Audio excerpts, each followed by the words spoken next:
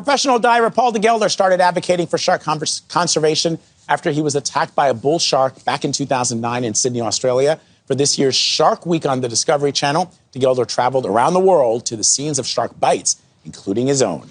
In tonight's special, he visits a small Mexican village where 3 deadly shark attacks happened. He goes underwater with a shark investigator to plant a special camera called a bumblebee to help ID the great whites. Here's a look. I think I see something.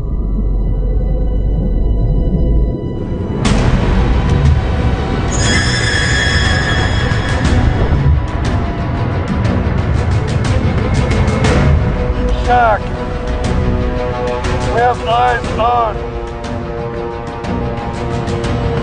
Shark's checking out bumblebees.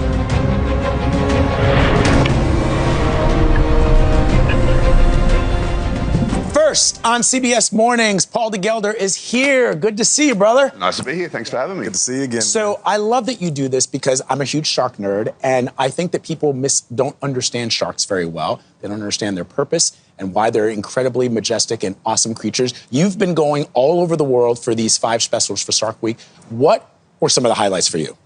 Oh, man, there's so many.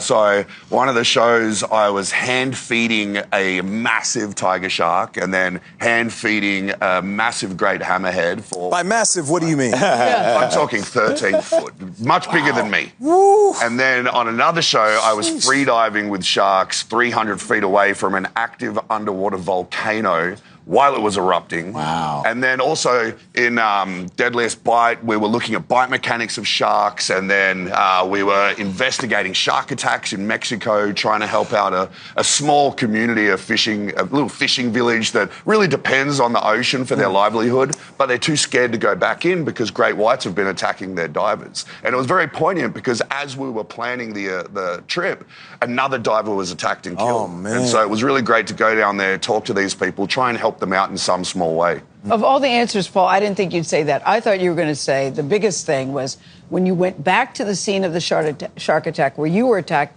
15 years ago, where you lost part of your arm and part of your leg in one bite, you said, and you went back to that site. Yeah, maybe I've blanked that out. It was a bit scary, to be honest. I do want to know what you were feeling in that moment because you go right back to the location.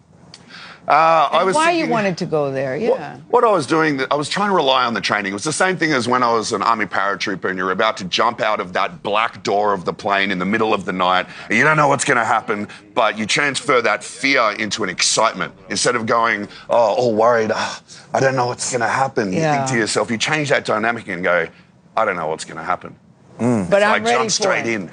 You said, I don't know what's going to happen, but I'm ready for it. Yeah, exactly right. Yeah. And I had Maddie watching my back, so what could go wrong? Maddie was with you. But I thought it was interesting because you talk about being a Navy diver, and one of your big fears was sharks. And now you go from being afraid of sharks to in the water looking for sharks. Yeah. What's wrong with you, Paul? So many things.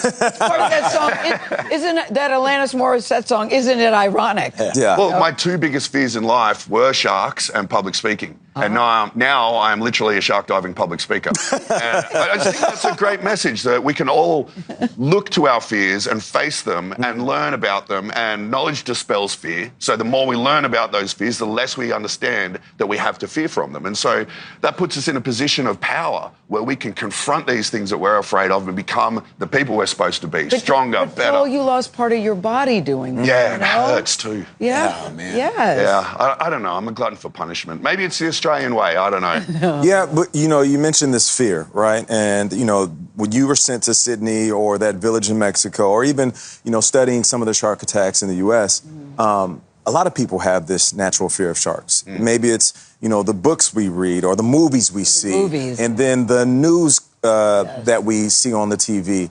What do you say to those people? What did you say to those people in that village?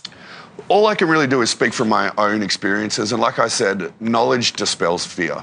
I was afraid of sharks until I forced myself into learning about them. The more we learn about them, the less scary something becomes.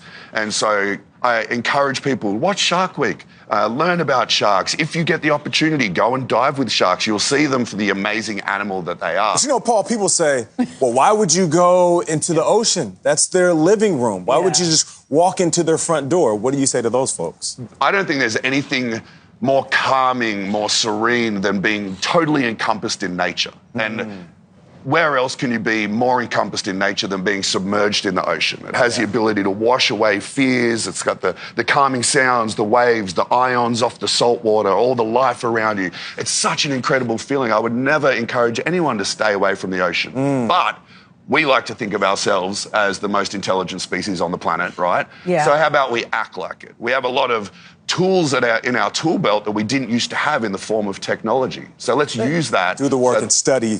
I do love watching you in action because you are so good at what you do. And there have been so many reports about shark attacks that get people all freaked out, especially when we're hearing about shark attacks in shallow water. You guys call it the shallows. Is that something people should be concerned about as they go to the beach and on vacation? I think The when shallows? we're entering a wild place like that, we should always be concerned. We should always be safe. That's what keeps us alive. We have that ingrained into our psyche from when we were cavemen. Yeah. You know, fight or flight. So always be safe. Like I said, use technology. Talk to people. There was some attacks in Texas the other day, 4 people. Yeah. And I don't know the specifics, so I can't speak on it too much. But, you know, you'd think after the first one, people would get out of the water. Maybe after the second one, sure. Yeah. Third one, yes, get everyone out of the water. Yeah. So we have to be smart about entering a wild place like that. You don't go running around the wilds of Africa without a guide and not expect to get Respect the water and what's in it. Yes, sir. And you're respecting that. You're respecting nature. We appreciate you for it. Paul de Gelder, thank you so much. You can watch Paul on Shark Week